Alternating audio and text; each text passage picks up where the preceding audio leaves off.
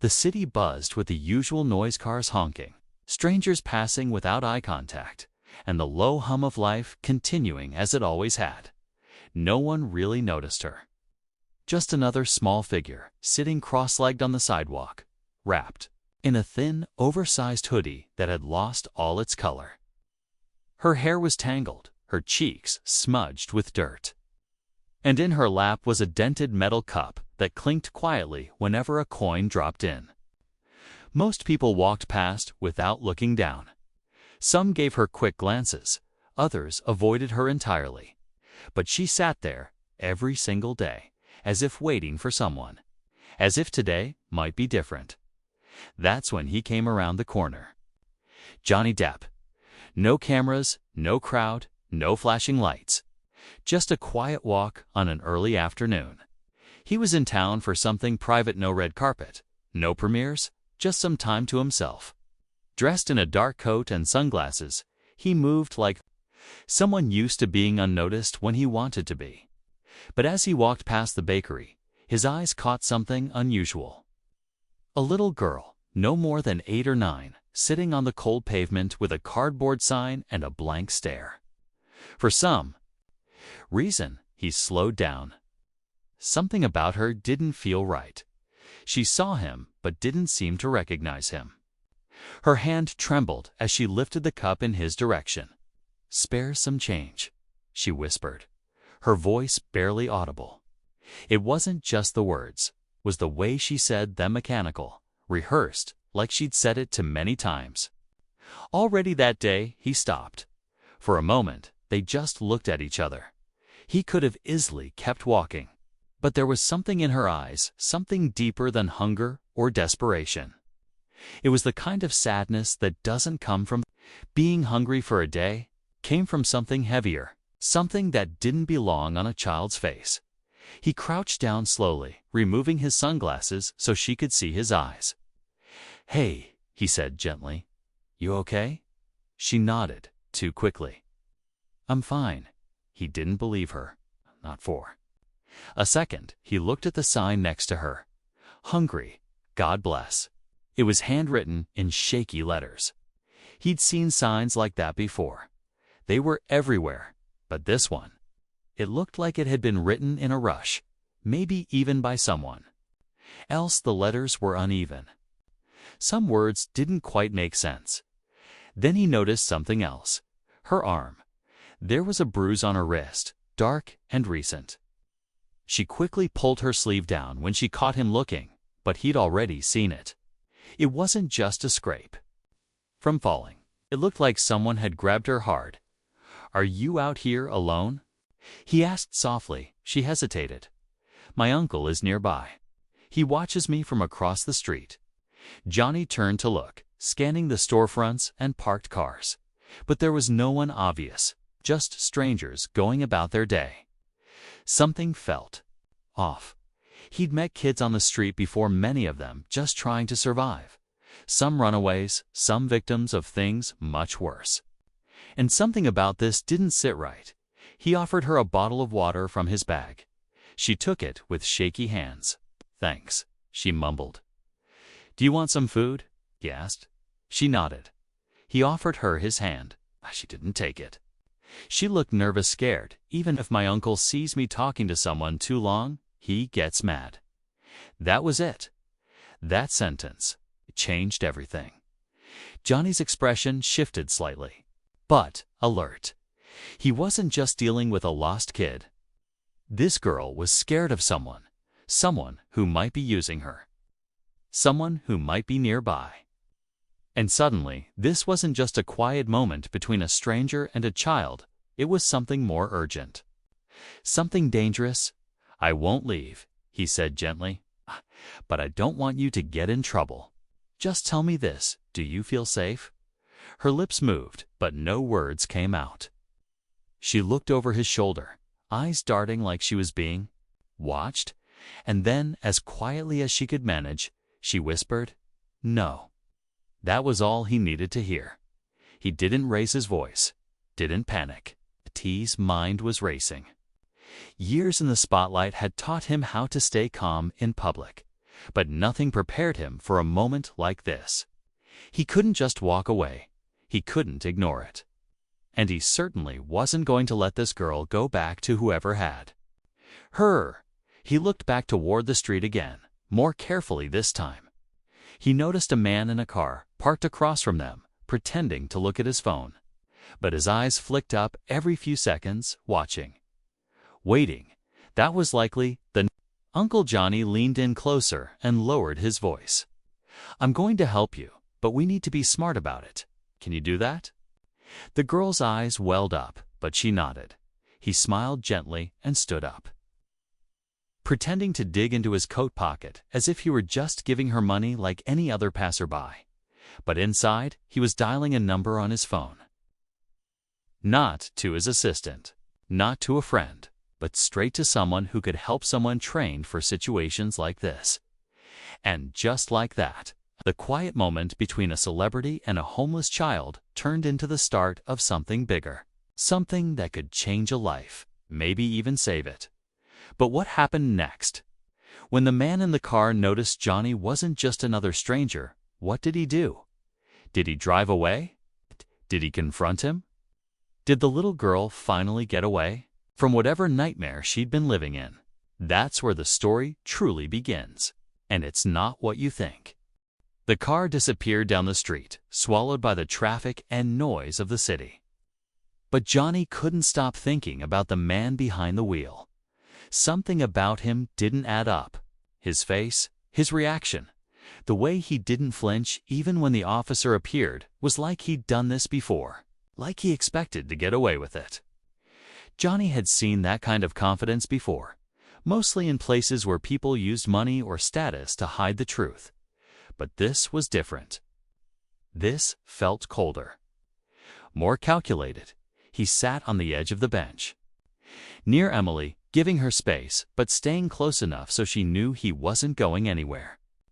The woman from earlier, whose name was Sarah, was now quietly speaking to the officer nearby. Her tone was calm, but Johnny could tell by her body language she was concerned. Emily clutched the scarf tightly around her shoulders, eyes darting every time someone walked past. She looked tired, bone-deep tired, like she hadn't slept properly in days. Johnny looked at her gently. "Do you want to tell me where you've been staying?" Emily hesitated. "Different places. Sometimes with him, sometimes in the car." Johnny nodded slowly. "How long?" She shrugged. "A while." "I don't remember." There was a silence between them. Uncomfortable, just heavy. She pulled her knees up to her chest, like she was trying to disappear into herself. "Did you ever go to school?" he asked, trying to keep his voice light. She shook her head. "I did, before. But that was a long time ago." Johnny didn't push her for details. He could already guess there was a before and after in her story. A moment when her world changed and everything safe and normal disappeared. Sarah returned, sitting beside her with a warm smile. "The officer just wants to ask a few simple questions," she said. "You don't have to answer anything you don't want to, okay?" Emily looked uncertain, but after a moment, she gave a quiet nod. Johnny watched as the officer crouched down and asked basic things: her name, if she knew her birthday, where her parents were. Some questions Emily answered quickly, others she avoided. When he asked about the man in the car, she went silent again. "Do you know his real name?" the officer asked. Emily stared at the ground. "He told me not to say it." That made Johnny's stomach twist. He'd hoped this was just a case of neglect or bad parenting, but it was becoming clear it was something darker. The man wasn't a relative, or if he was, he wasn't acting like one. He had control over her. Fear, silence, patterns Johnny had seen in people who didn't want their victims to speak. After a few more questions, the officer gave a reassuring smile and stepped away to make a few calls. Sarah stayed, keeping a gentle hand on Emily's back, grounding her. Johnny leaned back slightly, trying to piece things together. How many others, like Emily, were out there, sitting quietly on sidewalks, unseen and unheard. He looked at Sarah. "What do you think?" She lowered her voice. "I think she's been moved around a lot." Her language, the way she avoids questions, not new to her. Whoever he is, he knows how to keep kids quiet. Johnny nodded. "She's scared to even say his name."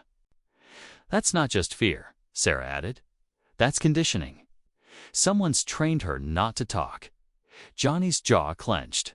He couldn't shake the feeling that the man wasn't acting alone. This wasn't a one-off situation. It felt organized, maybe even part of something bigger. And the thought of other kids like Emily alone, scared, hidden in plain sight, made his skin crawl. He glanced back at Emily. She was fiddling with the corner of the scarf, her fingers moving restlessly. "Did you ever have a phone?" he asked gently. She shook her head. He said, "I didn't need one." "Did you ever talk to anyone else while you were out here?" She shook her head again, quicker this time. "He told me not to." Johnny's voice stayed calm. "What did he say would happen if you did?"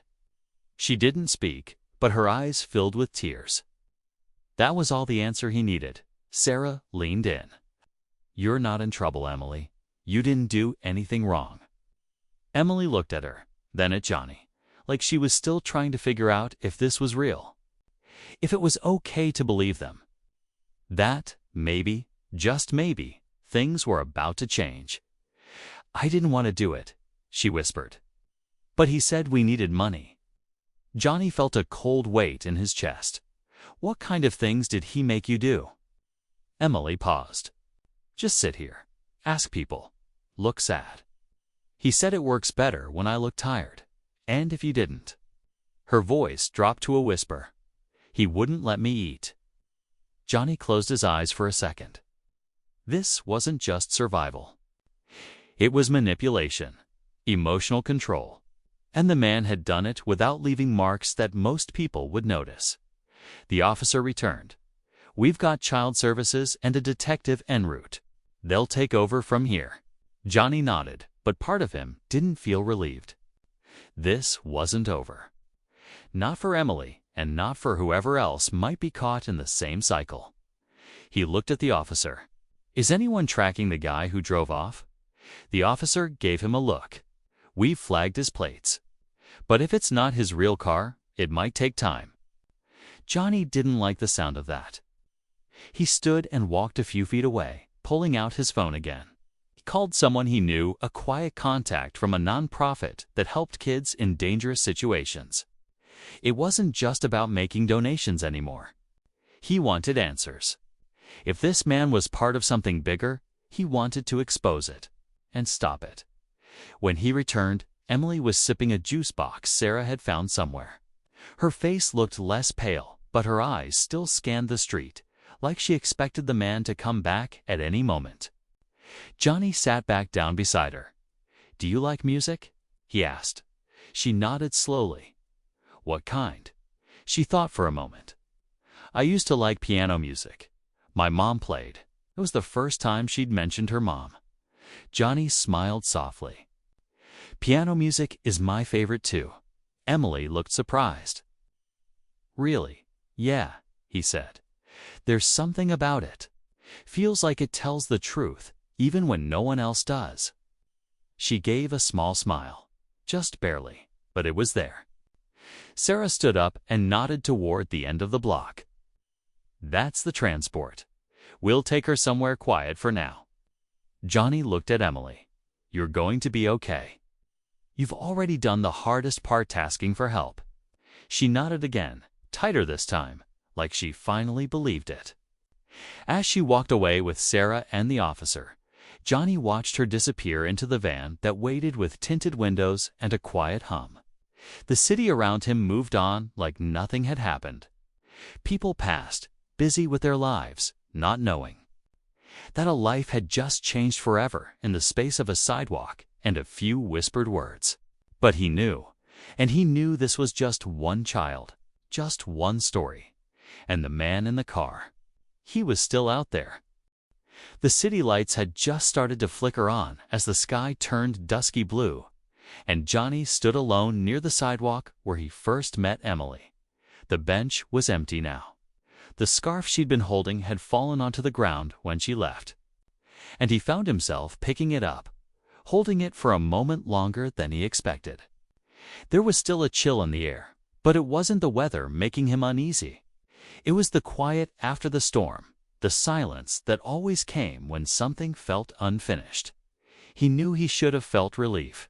Emily was safe, at least for now, but his gut told him this wasn't the end. The man in the car hadn't looked surprised, not truly. There was something disturbingly calm in the way he had backed off and driven away, like he had done it before, like he knew how to vanish. Johnny didn't go back to his hotel. Kay called a driver he trusted and asked to be taken to a small office building downtown, one he owned privately under a foundation name. That's where the nonprofit team worked, the ones who helped with quiet investigations, background checks, connections with social workers, and more. It was a network he'd quietly built over the years, out of view from the cameras and headlines. And tonight, he was going to use every part of it. As they drove, he replayed every moment. Emily's eyes, her tone, the bruise on her arm, her silence when the man's name came up. Johnny's mind kept circling back to one question: how many? Others, when he arrived, a man named Carter was already waiting in the dimly lit conference room. Carter had worked in missing persons before shifting into private investigations. He didn't say much, but when he did, it was worth listening to.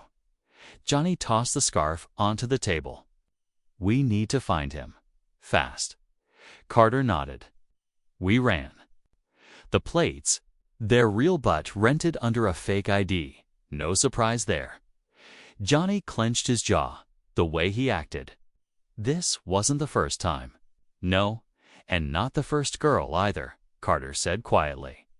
A few months ago, same area, different kid. Younger, she vanished before anyone could talk to her. Witness said a man with a black sedan picked her up. Descriptions similar. Johnny felt something sink inside him. It was worse than he thought. Carter opened a folder. "We're pulling security footage from nearby stores, checking for patterns. This guy's running a ring or worse. He's careful, but no one's invisible." Johnny leaned over the folder. Images, street names, small reports that had gone nowhere.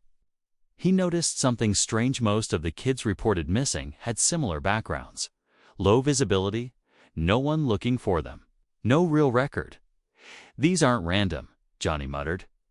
"He's choosing kids who won't be missed." Carter gave him a hard look. "Because it's easy. They don't fight back. They don't scream for help. And if they disappear, no one notices right away." The truth hit hard. But Johnny wasn't going to let that be the end of it.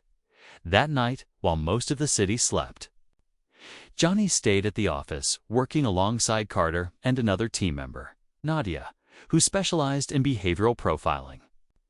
She brought in files on similar patterns across the state, places where children were being used.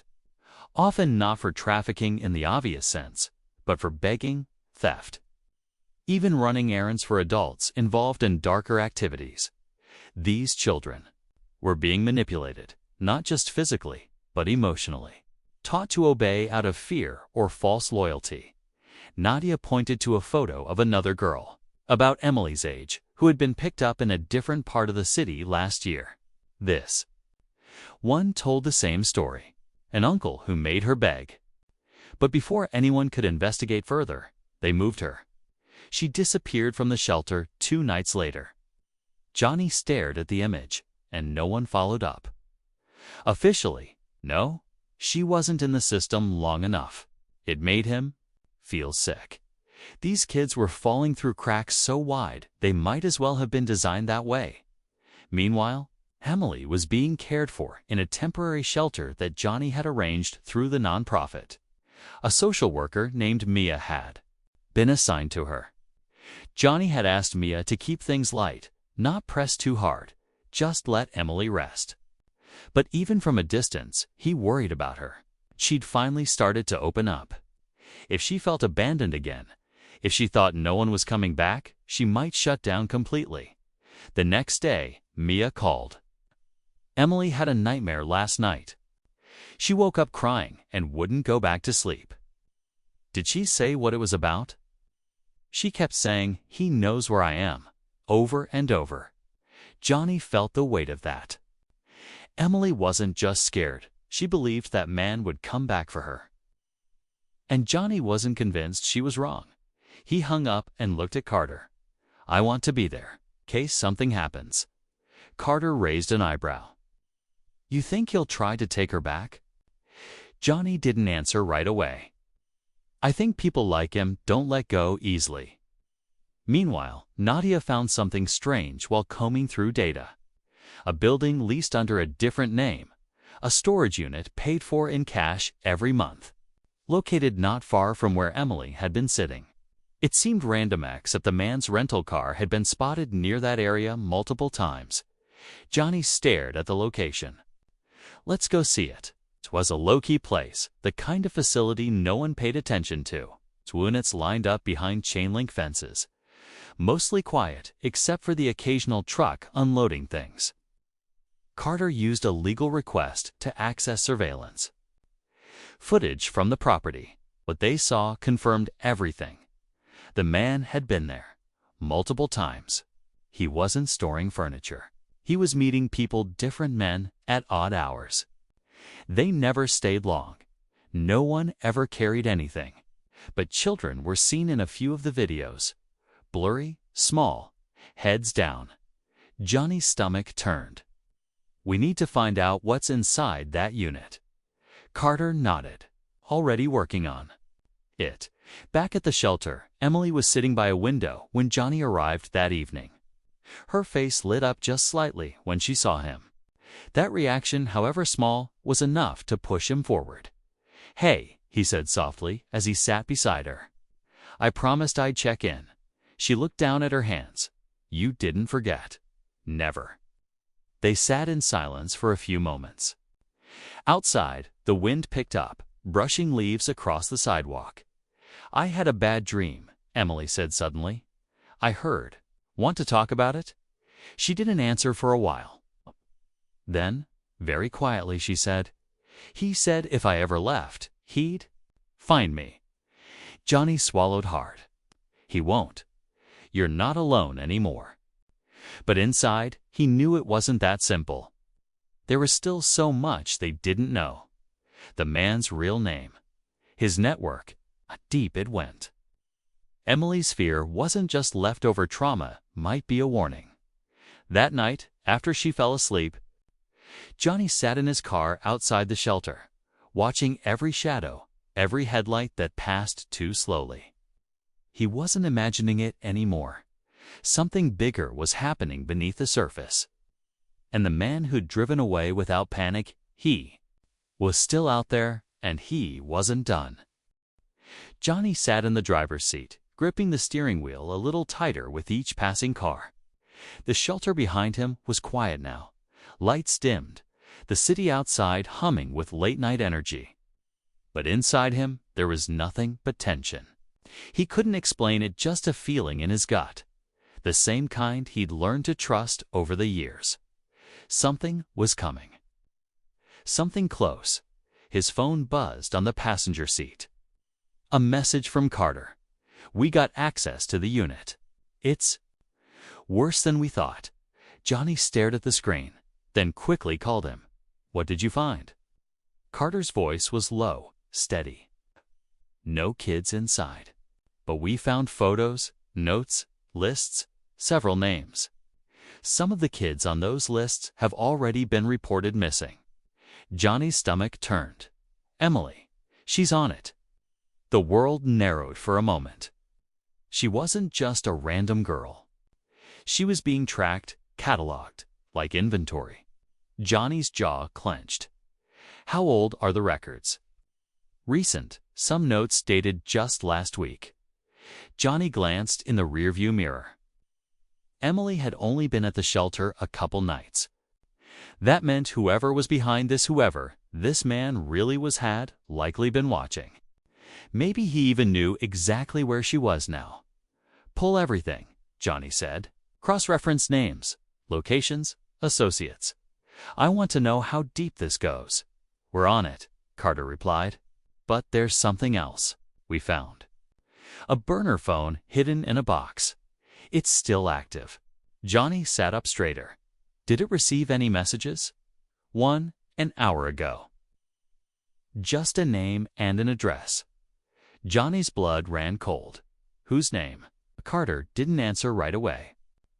Then he said, "Emily." Johnny stared out the windshield. The streetlights flickered softly across the empty road. He didn't wait. He jumped out of the car and walked straight toward the shelter's side door. Mia met him at the entrance, her face tense. "Is she okay?" Johnny asked. "She's sleeping, but she's been restless all night. Keeps waking up. Keep her inside. Lock every door. Don't let anyone in you don't know." Mia nodded, reading the urgency in his voice. "Is someone coming?" "I don't know," Johnny admitted. "But someone knows she's here." Back in his car, Johnny made another call. Nadia picked up quickly. "We traced one of the names from the storage unit to a closed case in Nevada," she said. "Missing girl, similar pattern. She turned up 6 months later, too scared to talk. Case went nowhere. Any connection to Emily's guy? There's no paper trail. But facial recognition gave us a possible match to a man named Robert Kane. Uses multiple aliases. No arrests, but his name pops up on the edge of several trafficking investigations, never charged." Johnny didn't need a conviction to know who he was dealing with. Kane's behind this. He's been doing it for years. "And getting better at hiding," Nadia said. Johnny hung up and stared at the phone in his hand. Emily had said he'd find her. She believed it. And now Johnny did too. The next few hours passed in a blur of movement. Carter and Nadia worked. From the office, scanning surveillance, tracking Kane's old vehicles, trying to stay one step ahead. Meanwhile, Johnny stayed close to the shelter, watching. Waiting at just past 3 a.m. A black SUV turned the corner and parked across the street from the building. It didn't move. No one got out. The windows were tinted too dark to see inside. Johnny stepped out of his car and stayed in the shadows, watching the SUV like a hawk. A few minutes passed. Then the driver's door opened. It was him, the same man. Same sharp features, same cold eyes behind a calm face. He looked around like he was just another person on a late-night drive, but he wasn't. Johnny texted Carter. "He's here, outside the shelter." Carter replied instantly. "Don't engage alone. We've got local PD on standby." 5 minutes out. But Johnny didn't have 5 minutes. The man started walking casually across the street, his hands in his coat pockets. He moved slowly, like he didn't care who saw him. Like this was just another stop on his list. Johnny stepped out from behind the car. "Looking for someone?" The man paused, looked at him. A flicker of recognition passed between them. "You again," he said calmly. Johnny didn't blink. "Emily's not going with you." The man tilted his head slightly. "You act like she's yours. She's not yours either." "She came with me," the man said. "I take care of her." "You use her," Johnny shot back. "Just like all the others." That word, "d'others," hung in the air. The man's expression didn't change, but Johnny saw it in his eyes. A shift, a calculation. "You don't understand how this works." The man said quietly. "No, I do," Johnny replied. "I've seen what happens when people like you get away with it." A flash of movement. The man's hand slipped into his coat, fast. Johnny didn't wait to see what he was reaching for. He grabbed the side mirror of a nearby car and ducked low, circling toward the building. Inside the shelter, Emily woke up. In a cold sweat, she looked toward the window. Lights moved outside. Shadows, she pulled the blanket tighter and slid off the bed, her small frame trembling. Mia was already on her way to her room, phone in hand, voice tight. "Emily, stay with me. It's okay." Emily didn't believe her. "He's here, isn't he?" Mia didn't answer. She just nodded and held out her hand. Outside, Johnny kept the man in his sights. He couldn't see a weapon, but it didn't matter. He wasn't about to let Kane inside. Sirens sounded faintly in the distance. Finally. But Kane didn't run. He just stood near the front gate, watching, waiting as if he had time, as if the cops arriving would change nothing. When the flashing lights came around the corner, Kane raised his hands and stepped back. Slowly, too slowly, like he wanted to be seen, like he had something planned. Officers poured out, surrounding him. Johnny stood nearby, breathing hard, watching every move. But Kane didn't resist.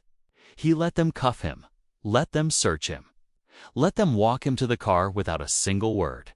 And as the car door closed behind him, he turned his head just enough for Johnny to see him smile. That smile chilled Johnny to the bone, because it didn't look like defeat, it looked like part of the plan.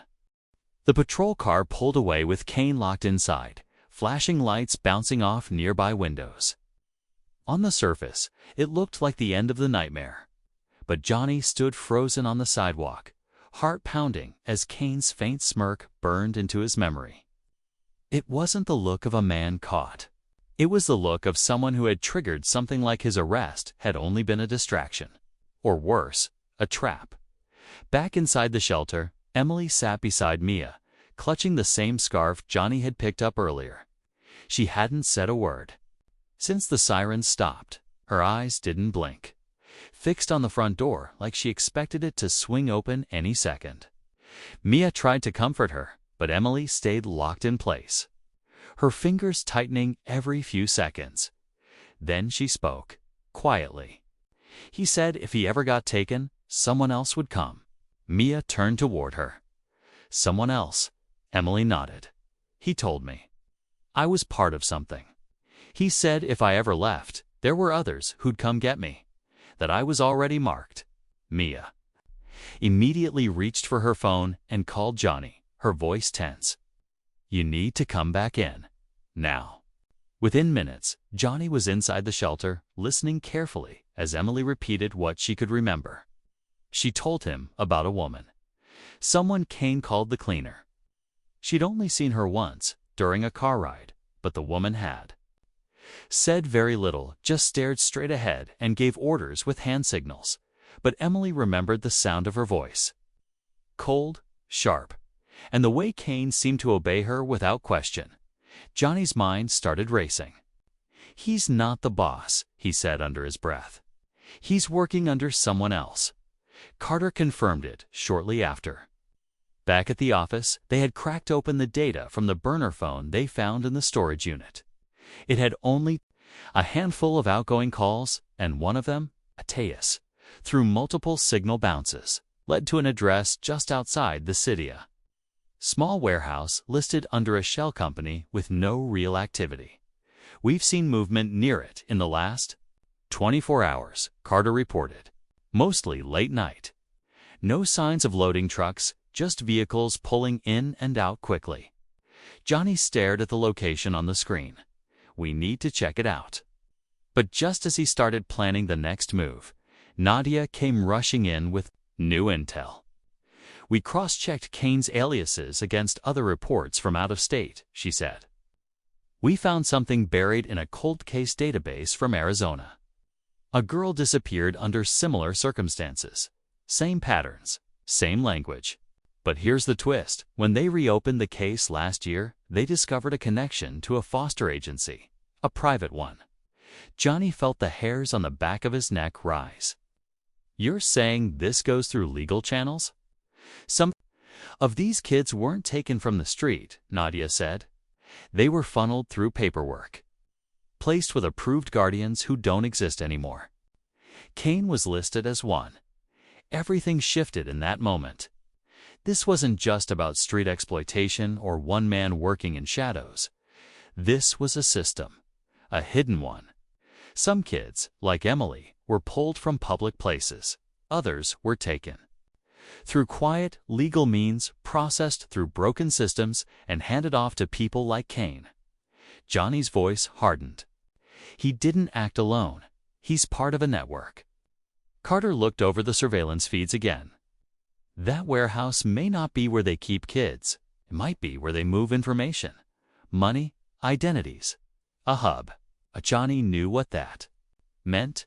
If the operation was bigger than Cain, arresting him was only the first domino. And judging by his smile earlier, Cain knew that too. Back at the station, Cain remained calm. He wasn't resisting questioning, but he wasn't giving up. Anything either. Just short, vague answers. No names, no addresses. Like he was waiting. Or buying time. Johnny requested to see him. They led him into the quiet interview room. Cain sat at the table, cuffed but composed, as if he'd been expecting him. Johnny didn't waste time. "You're not the one in charge. Who's the woman?" Cain tilted his head, amused. "You think this is about a woman?" "She gave orders. You followed them?" Cain smirked. "Everyone answers to someone." Johnny leaned forward. "Emily's not going back to you. Ever, I know," Cain said flatly. "She served her purpose." That sentence was like a punch to the chest. Johnny stared at him. "What purpose?" Cain just shrugged. "Sometimes you have to bait the right people out of hiding." Johnny's pulse surged. "Who are you really after?" Cain didn't answer. He just smiled again wider. This time, Johnny left the room with more questions than answers. But one thing was clear. Emily hadn't just been a victim. She had unknowingly been used to lure attention, possibly toward Johnny himself, or toward someone else involved in stopping this network. Someone had taken notice that he was poking around. And now, the game had changed. Outside, the streets were quiet again. But inside Johnny's mind, everything was accelerating. If someone like Cain was being used to pull attention toward something bigger than the real danger hadn't even begun yet. And if the woman Emily had seen was part of it, there was a whole chain of operations still in motion. Carter called again. Security cam footage shows the warehouse just had a blackout. Power cut 10 minutes ago. No activity since. Johnny's heart dropped. They're clearing it out and maybe wiping it clean. He looked back at the shelter, where Emily was finally resting again, but the peace wouldn't last. Not now. Johnny grabbed his coat. "We need to get to that warehouse before it disappears." They didn't know what they'd find. But they were running out of time, because someone else was still pulling the strings, and they had just begun tightening the net. Johnny gripped the steering wheel as he and Carter sped toward the warehouse. The GPS on the dashboard blinked red. Power at the building had been completely cut. Whatever was inside was either already gone or being wiped clean right now. Second they wasted brought them closer to losing everything. Carter loaded his sidearm, his eyes tense. Johnny didn't say anything. He couldn't. The pressure in his chest was too heavy. Emily's face kept flashing in his mind. She trusted him. And if they failed now, it would all mean nothing.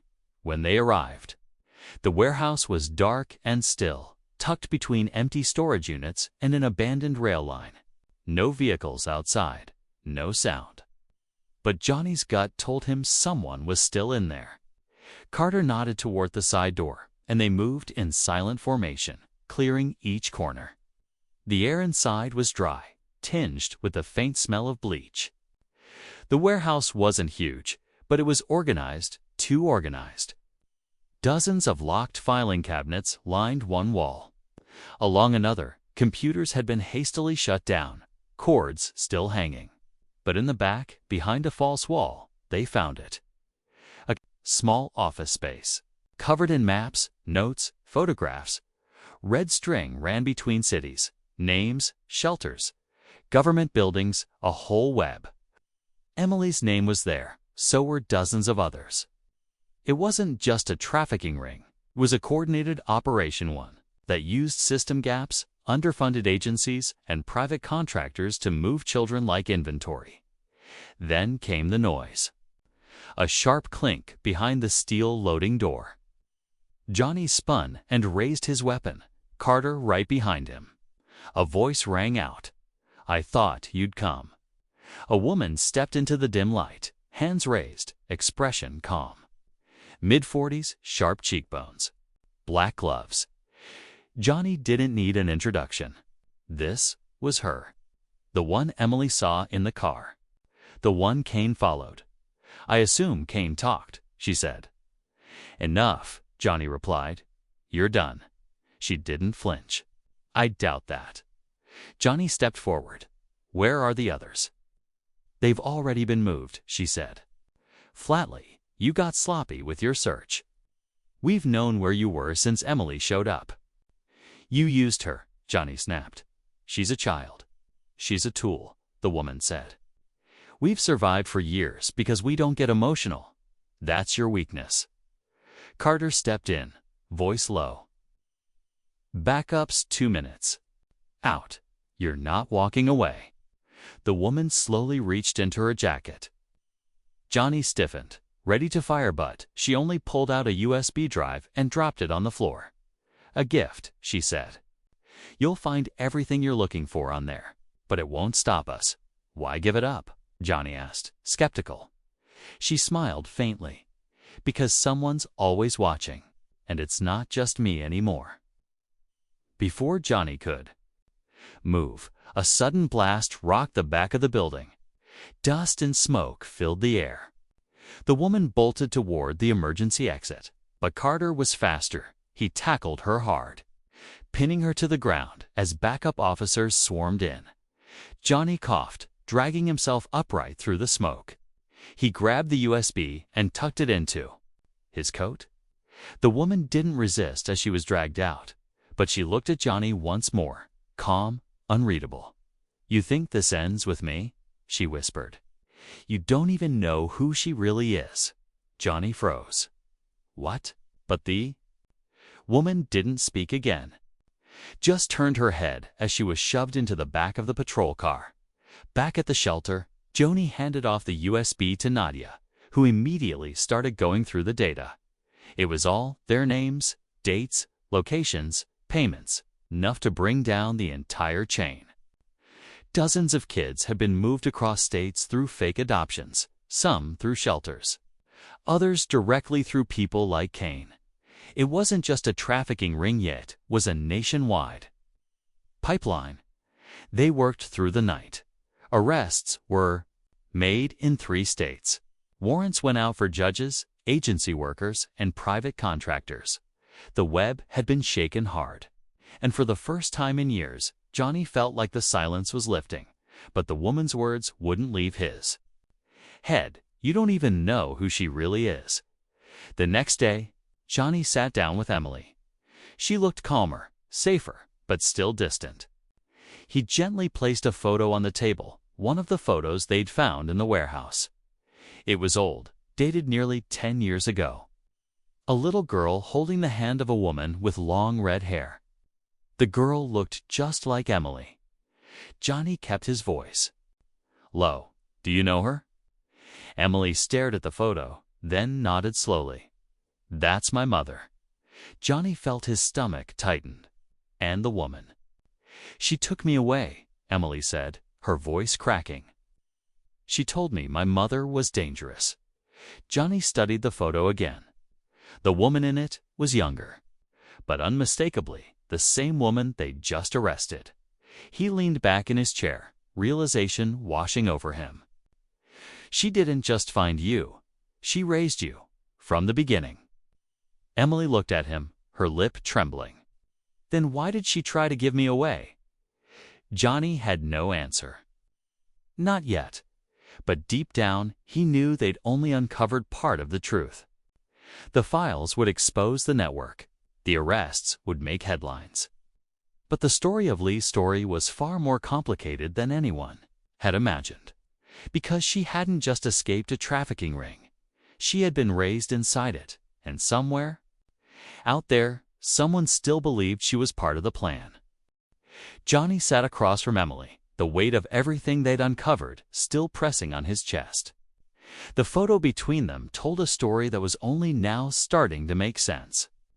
Emily wasn't just another victim in the shadows.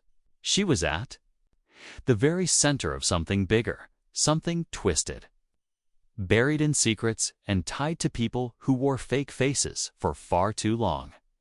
Emily's voice broke the silence. If she raised me, then everything I remember, was it even real? Johnny paused. The memories were real, but the reasons behind them weren't. It was a hard truth to swallow. She had flashes of warmth, of kindness from the woman now in custody. Birthday candles, lullabies, but they were moments wrapped in lies.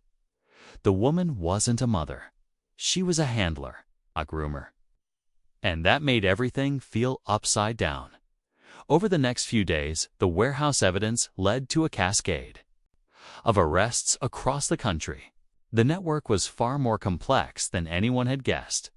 Hidden under legal programs, fake charities, and even foster care loopholes, it had thrived by staying just within the edges of visibility. Now, with the digital files, statements from Kane, and testimony from Emily and others, the dam had broken. Nadia coordinated with federal agencies, and Carter worked non-stop on logistics. But Johnny stayed close to Emily. She was the reason it all came to light. She had survived it. And she was still standing, even if she felt like falling apart. One night, as they sat on the shelter steps, Emily spoke again. "Will they come after me?" "No," Johnny said firmly. "We've closed the leaks. You're not invisible anymore." "But what if someone's still out there?" Johnny looked at her, steady. "Then they'll have to go through me." There was a quiet in the air after that, but it was peaceful, not tense. Emily let herself breathe for the first time in weeks. She didn't have to run anymore. Later, the team reviewed Kane's final interrogation footage. Despite his earlier silence, he eventually gave up more than expected. It turned out he had turned on the woman in the warehouse, not out of fear, but out of pride. He wanted to be seen as more than just a middleman. And in doing so, he gave up details no one else could have found. He mentioned a second storage unit, one used for records going back years. Johnny, Carter, and 2 officers located it just outside Bakersfield. Inside were boxes of old files handwritten.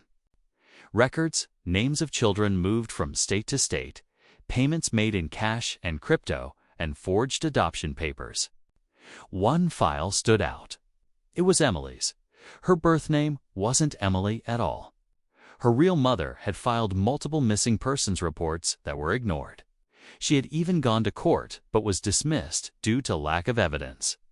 That woman, Rachel. Quinn was still alive, living in Oregon. Working as a school aide, Johnny sat on the information for a day. He wanted to be sure. DNA confirmation came back 48 hours later. Emily Quinn was her real name. And her mother had never stopped looking. When Johnny told her, she froze. "She's alive." He nodded. "And she wants to see you." The reunion didn't happen immediately. It took time. Emily had to process everything, the lies, the truth, the fear of being disappointed. But she agreed to go. Johnny and Mia drove her to the meeting point, a quiet park in Portland, under late autumn trees. When Rachel saw her daughter, she didn't run. She just stood still, hand over her heart, tears rolling down her cheeks. Emily stepped forward slowly, then ran. The hug they shared wasn't perfect or polished. 'Twas messy, full of sobs and years lost. But it was real. And it mattered. Johnny and Mia stood back, watching quietly. "She got her back," Mia whispered. Johnny nodded. They both did. The case closed officially 2 weeks later. Dozens of children were identified, and many were safely returned to family or placed in secure, trusted homes. The shelter received funding for expansion. Mia was offered a director role. Carter was commended for field leadership. Nadia published a public report, ensuring transparency for what had happened and why it was allowed for so long. Johnny didn't take a medal or a press interview. That wasn't his reason for stepping in. One morning, he received a handwritten note at his door. Just 4 words. "Thank you for seeing me." No name, but he knew who it was from. Weeks passed. Then months. Life began moving again. But Johnny still kept a photo of Emily's file, now closed in his drawer. Not as a trophy, but as a reminder that sometimes it only takes one person to look twice, to ask questions, to believe someone's story, even when it sounds impossible, because someone always notices, and sometimes noticing saves a life. Johnny never forgot the moment he saw her on that cold sidewalk. Hair tangled, eyes desperate, voice shaking as she asked for help. He didn't know her story then, but he looked closer. He listened, and in doing so, he helped rewrite it. For Emily, for others like her, and for the truth that had waited far too long to be heard.